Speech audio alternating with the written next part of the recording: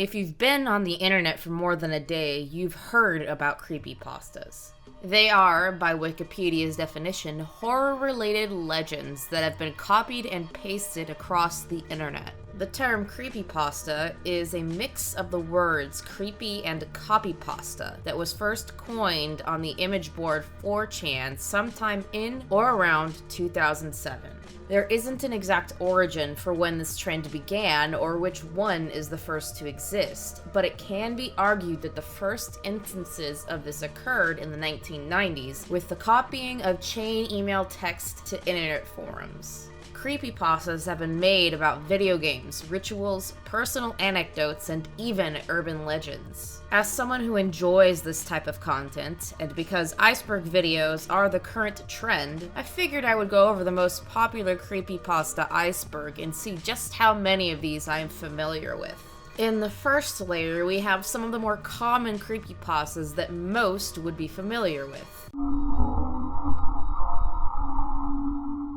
Jeff the Killer is a creepypasta tied to a viral image of an extremely pale man with jet black hair, no nose or eyelids, and an extremely disturbing smile. This story is about a teenage boy named Jeff who is caught up with his brother in an encounter with knife-wielding bullies. Jeff beats these bullies to a pulp and received his penance by having his brother take the blame, along with these bullies getting their revenge via burning him with bleach. He loses his mind after the attack and is checked into a psych ward, released later for no justifiable reason, where he snaps once again. He cuts his own eyelids off and gives himself a Joker-like smile by cutting his mouth from ear to ear before proceeding to murder his whole family and going on a killing spree that continues to this day. He is known for telling his victims go to sleep before he ends their life, and he has made several other appearances in subsequent creepypastas created over the years. Squidwards Suicide is another very well-known creepypasta based on the children's cartoon SpongeBob SquarePants and an allegedly lost episode. The story is told from the point of view from an intern at Nickelodeon Studios in 2005 as they recount the viewing of an unreleased episode of the show called Fear of a Krabby Patty, believing it was a phony episode made for laughs by one of the animators. While the episode plays as normal in the beginning, it eventually shows a failed concert from Squidward and the deeply unsettling aftermath with him breaking down into tears. Crime scene photos of a disgustingly murdered child are weaved into the animation, the narrator describing in detail what sort of mutilation was done to the near-nude body. The video returns to Squidward's breakdown before cutting to a second crime scene photo of a little girl in a similar state of mutilation and nudity. After another short amount of further footage from the actual SpongeBob animation with Squidward staring directly at the screen, another string of photos depicting a second dead boy with an unseen person's hand pulling out the boy's entrails plays. The video inevitably ends with Squidward shooting himself in the head using a shotgun. Sally Play With Me was one I had not ever heard of and, after reading it, doesn't really seem like more than a gross story with a creepy ending. The creepypasta is of a little girl named Sally who is groomed and molested by her uncle who tells her not to say anything to anyone about their encounter. Sally eventually tells her mother about what happened, and when the information gets to her father, her uncle overhears and murders his niece in a blind rage after abusing her once again. The story ends with a teenager from a new family living in Sally's former home being visited by the ghost of the murdered girl. Eyeless Jack is about a magical jack-in-the-box clown that takes on the personality of its owner that was originally gifted to a boy named Isaac Grossman in the 1800s. Abandoned when Isaac was sent to boarding school, the toy becomes emotionless and loses all color as its former owner becomes a serial killer who kidnapped, tortured, and murdered his neighbors. Laughing Jack is released by Isaac at one point and enacts the same horrible actions used upon victims to murder him. The toy is given to multiple other children who are later tortured and murdered, their souls trapped forever in a realm resembling an abandoned fairground with Pop Goes the Weasel forever playing in the background. One of my favorite creepypastas is the next I'm going to cover, and probably one of the most infamous, the Russian sleep experiment. This tale depicts how a group of World War II political prisoners were forced to endure a complete sleep deprivation and an experimental gas for 30 days. It goes on to describe how over time the test subjects started to lose their minds, first questioning their life choices before things escalate on day 5, with subjects screaming at the top of their lungs to the point of losing ability to do so. Any glass around the chamber was coated with feces-covered paper and all sound stopped, making researchers believe after some time that the microphones within were broken. They eventually decided to tell the subjects they were opening the chamber and that one of them could earn immediate freedom if they complied, which received a singular response of "We no longer want to be freed." The shock from this response gave the subjects one more day of reprieve before military intervention where gas was replaced with clean oxygen occurred, 3 of the subjects beginning to beg for gas be put back into the chamber until it was finally opened. It was found that one of the subjects was dead, with their remains used to block the drains in the floor, the remaining 4 subjects having been starving themselves for the last 10 days and being in a state described as follows. The abdominal organs below the rib cage of all 4 test subjects have been removed. While the heart, lungs, and diaphragm remained in place, the skin and most of the muscles attached to the ribs have been ripped off, exposing the lungs through the rib cage. All the blood vessels and organs remained intact. They had just been taken out and laid on the floor, fanning out around the eviscerated but still living bodies of the subjects. The digestive tract of all 4 could be seen to be working, digesting food. It quickly became apparent that what they were digesting was their own flesh that they had ripped off and eaten over the course of days. When it was decided to remove the surviving subjects and take them to a medical facility, the struggle was bloody and not without casualties. After the struggle and one of the subjects dying during it, the living 3 were transferred for treatment, with 1 dying during surgery as soon as they were put under anesthesia. The 2 remaining subjects endured surgery while awake, continuing to insist that they need the gas and "I must remain awake." The 2 subjects were put back into the chamber and put on EEGs to monitor them, 1 dying as soon as they closed their eyes and fell asleep. The remaining subject begged to be sealed in as soon as the other died, and just before it was carried out, one of the researchers therein drew their gun and murdered the commanding officer before questioning the remaining subject, getting the following response: "Have you forgotten so easily? We are you. We are the madness that lurks within you all, begging to be free at every moment in your deepest animal mind. We are what you hide from in your beds every night. We are what you sedate into silence and paralysis when you go to the nocturnal haven where we cannot tread." The last words of the final subject after being shot in the head were, "So nearly free."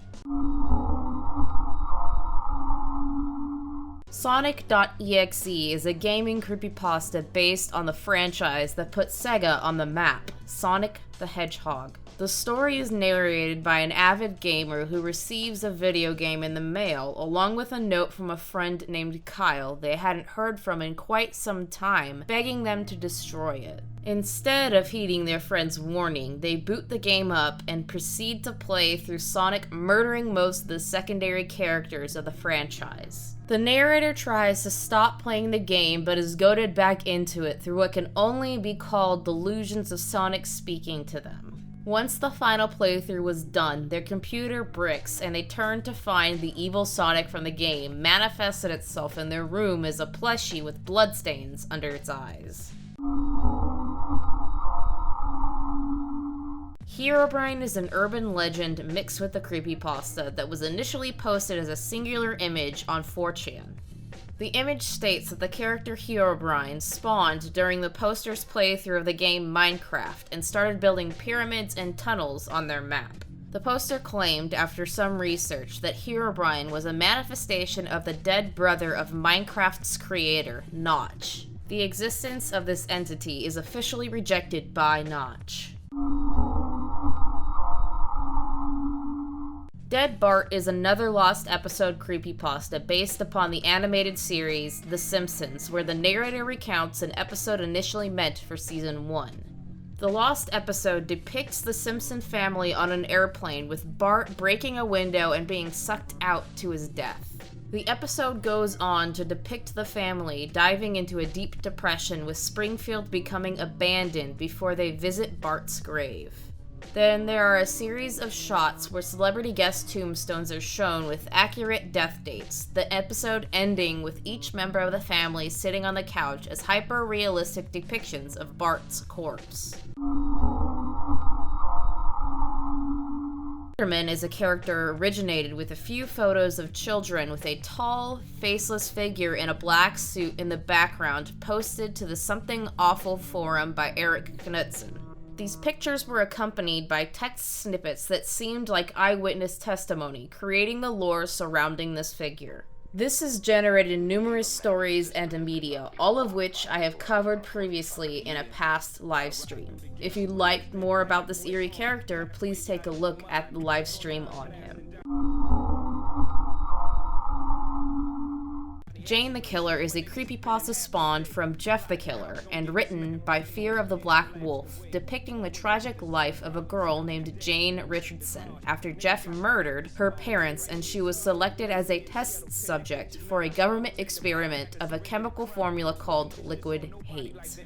After being the first to survive the injection, her skin became deathly pale with black hair and eyes, along with gaining superhuman abilities. She initially utilized her abilities to spare people from being victims of Jeff the Killer, but has now been rebranded as a hero who is out to capture and kill Jeff instead.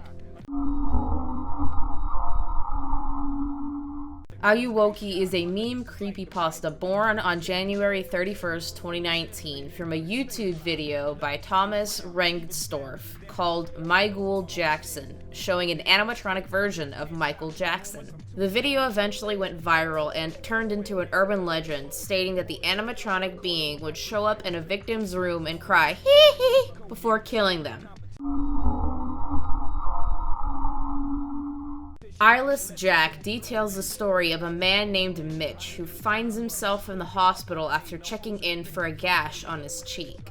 He finds out that one of his kidneys had been removed and wakes the next evening to find a hooded figure wearing a blue mask with black liquid dripping from the mask eye socket standing over him. The figure claws at him and Mitch gets a snapshot before running into the forest only to fall and knock himself out to wake once again in the hospital. He is told that his brother is dead and returns to his home to find the corpse with a black substance-covered kidney beside it.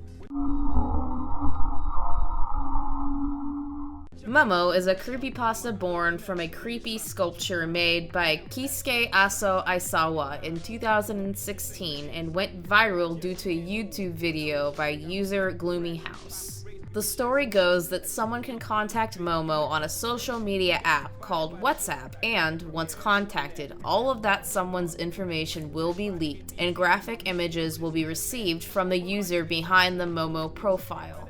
It's also said that pictures of Momo have caused children to experience seizures and even commit suicide. The controversy from these stories prompting Aisawa to respond with assurance that the sculpture is not sentient and dismantle it himself. The children can be reassured that Momo is dead, she doesn't exist, and the curse is gone.